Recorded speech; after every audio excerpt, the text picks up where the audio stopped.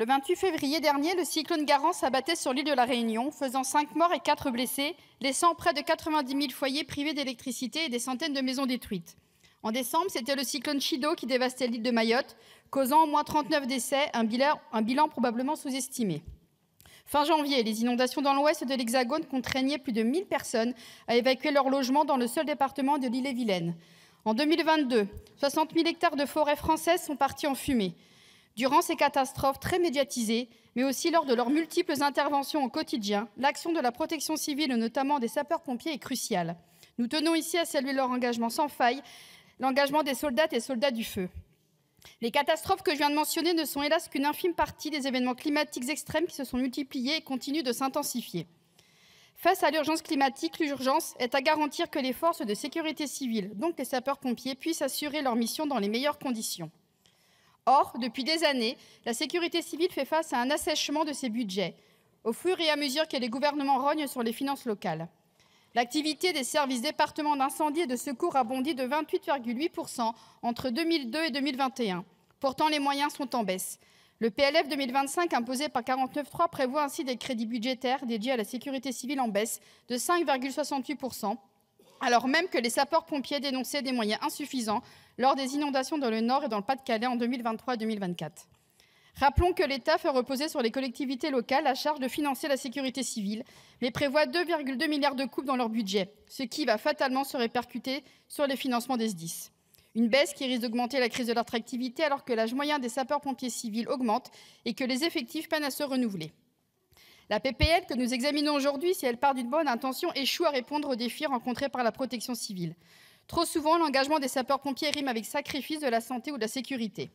Les sapeurs-pompiers font face à des risques professionnels majeurs liés aux conditions d'intervention, aux fermetures des urgences augmentant leur temps d'intervention ou encore à l'exposition à des substances toxiques, si bien qu'en 2022, le Centre international de recherche sur le cancer a reconnu l'activité de pompier comme cancérogène. La prévalence de cancer chez les pompiers de 35 à 39 ans est de 323% supérieure à celle de la population générale. Pourtant, seuls 2 cancers sont reconnus comme maladies professionnelles imputables à l'activité de pompier, contre, par exemple, 19 types de cancers reconnus en Ontario au Canada. À ces risques s'ajoutent les insuffisances des équipements de protection, comme l'a démontré la CNRACL en 2018, en révélant que les cagoules dites filtrantes ne protégeaient pas face aux émanations toxiques ou aux particules fines. Enfin, et cela reste encore un tabou, les risques psychosociaux sont particulièrement élevés. Une étude de la cellule médico-psychologique de la brigade de sapeurs-pompiers de Paris démontrait que 10,6% des sapeurs-pompiers présentaient un score fortement compatible avec un état de stress post-traumatique. Les sapeurs-pompiers témoignent de leurs difficultés. Il n'y a pas longtemps, l'un d'eux me disait « On se sent honteux, on va en rendez-vous, mais on n'ose rien dire, donc ça s'accumule ». Les opérateurs téléphoniques prennent de plein fouet la détresse des appelants, mais leur souffrance reste souvent sans réponse. Il n'y a que 347 psychologues pour 254 800 000 sapeurs-pompiers, soit 1 pour 374. Certains départements ne comptent même qu'un seul psychologue. Les sapeurs-pompiers réclament le passage d'une médecine d'aptitude et de sélection à une médecine du travail et de prévention. Ce n'est hélas pas ce que permet cette proposition de loi qui soulève quelques inquiétudes.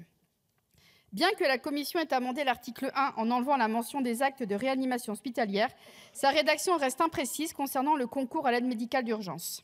La PPL reste aussi silencieuse sur les moyens, tant financiers qu'humains, accordés à la médecine des SDIS. Enfin, si nous nous félicitons que la dérogation à l'obligation d'inscription des médecins de sapeurs-pompiers au sein de l'ordre professionnel ait été supprimée en commission, nous alertons sur la volonté du rapporteur de réintroduire cette disposition via une nouvelle rédaction, enlevant ainsi un levier de contrôle des compétences et du respect des obligations par ces professionnels de santé. On ne peut pas faire une véritable politique en faveur de la santé des sapeurs-pompiers à peu de frais. Nous devons passer à une véritable médecine du travail et de prévention.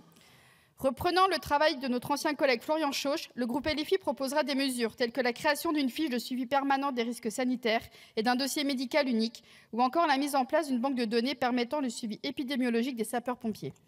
Plus largement, nous appelons à inverser la tendance et à enfin accorder aux SDIS et à leur personnel les moyens financiers et humains nécessaires à l'accomplissement de leur mission.